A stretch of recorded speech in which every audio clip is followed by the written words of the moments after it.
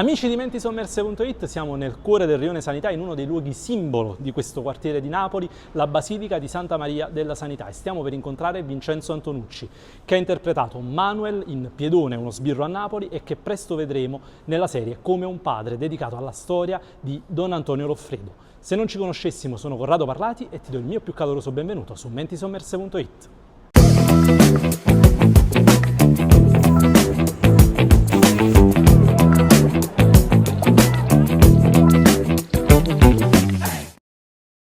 Vai. Allora Vincenzo, siamo nel Rione Sanità, il tuo quartiere, il quartiere dove sei nato, ma ricordi com'è andata la prima volta in cui sei salito su un palco?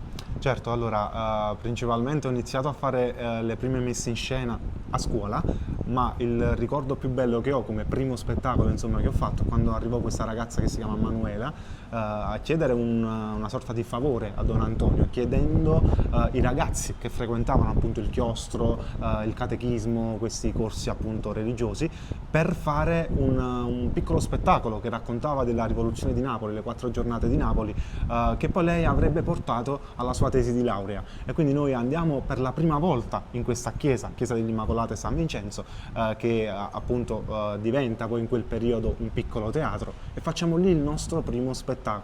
Da lì poi inizia tutto il mio percorso appunto ad inseguire questo sogno, questa passione.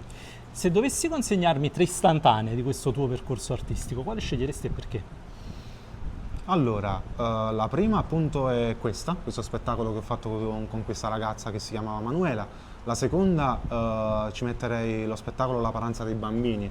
Ho fatto una tournée di circa 100 repliche in tutta l'Italia, uno spettacolo scritto da Roberto Saviano e Mario Gelardi e diretto da Mario Gelardi, che è stato insomma lo spettacolo più importante forse che ho fatto, almeno inizialmente, e quindi come ricordo c'ho appunto La paranza dei bambini, in primis lo spettacolo che facemmo al Festival dei Due Mondi di Spoleto, che era uno spazio appunto bellissimo, un festival molto importante.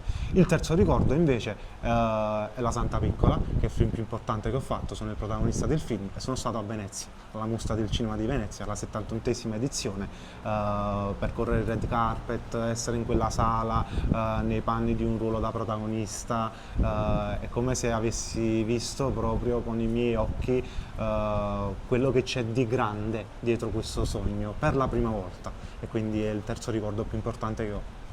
E qui alla Sanità è ambientato anche il tuo prossimo lavoro. Il personaggio che interpreti, il personaggio di Sante, che riflessioni ti ha lasciato? Allora, Sante mi ha lasciato forse una riflessione, cioè quella di pensare non 100 volte, ma 200 volte prima di fare qualsiasi cosa. Sante è un personaggio buonissimo, c'ha il cuore puro, non ha commesso poi così tanti errori, forse la sua famiglia proviene da un passato un po' difficile e lui, per risolvere un problema legato anche all'amore che lui prova per la sua ragazza, commette un grave errore, ecco. Quindi forse provare a pensare prima di commettere uno sbaglio e buttare all'aria insomma tutto il lavoro che hai fatto prima. In Piedone interpreti Manuel, un personaggio che cerca anche il suo riscatto attraverso la box. Che riflessioni ti ha lasciato il confrontarti con il personaggio che hai interpretato? Guarda, come me Manuel segue appunto un sogno difficile, quindi la riflessione che mi lascia appunto Manuel è quella di inseguire sempre i propri sogni, senza mai mollare. E anche se ci si incontra durante il percorso alcune difficoltà, non bisogna demordere, poiché c'è sempre una strada, c'è sempre una possibilità e c'è sempre una soluzione a qualsiasi dei problemi. Manuel magari a un certo punto fa qualche passo falso, perde un po' la bussola, ma poi magari riesce a capire come ritornare appunto sui suoi passi. Quindi se mi ha lasciato qualcosa è proprio appunto questo senso di percorrere sempre e inseguire sempre i propri sogni, senza mai sbarellare, senza mai perdere appunto la strada, e anche se c'è un problema non bisogna arrendersi, ma trovare appunto la soluzione più adatta. Perché, come direbbe Michael Jordan, i limiti sono spesso solo un'illusione, come le paure. Che esperienza è stata confrontarti con una produzione come quella di Piedone e anche con colleghi come per esempio Salvatore Esposito, protagonista di Gomorra, quindi una serie iconica della Guarda, è cultura stato italiana? veramente bello poter lavorare con attori di questo calibro. Oltre a Salvatore Esposito c'è Silvia D'Amico, c'è Fabio Balsamo, Massimiliano Rossi. E lavorare con questi attori per me è solo esperienza. E accumulare appunto nozioni, esperienze, consigli da ognuno di questi e lavorare proprio insieme come una spugna in qualche modo, che è una battuta che tra l'altro dice Fabio Balsamo nel film.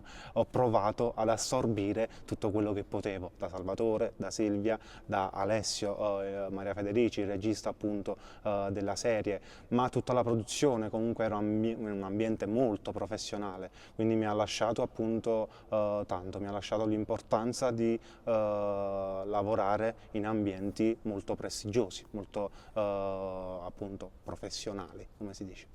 Torniamo quindi al tuo impegno per il Rione Sanità. Tu lavori con la cooperativa La Sorte. Vuoi presentarci un po' il tuo lavoro?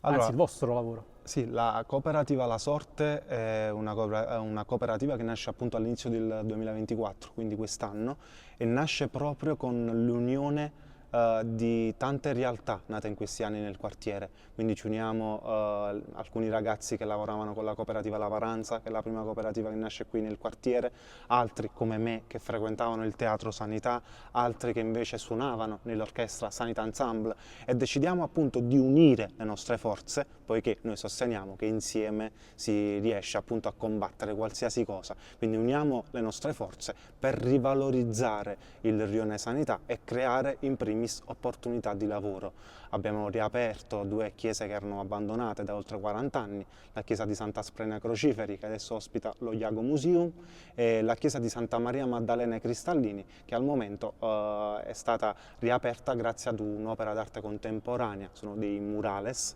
all'interno di questa chiesa, realizzata da Mono Gonzales e Tono Cruz, con l'aiuto di Giuliana Conte, che è la fotografa che fotografava tutti i volti del quartiere, e li hanno riportati in questa chiesa che era chiusa e abbandonata da 40 anni. Quindi nasce questa cooperativa proprio per impegnarsi a migliorare il quartiere in cui siamo nati. Vincenzo, io ti ringrazio. Grazie a te.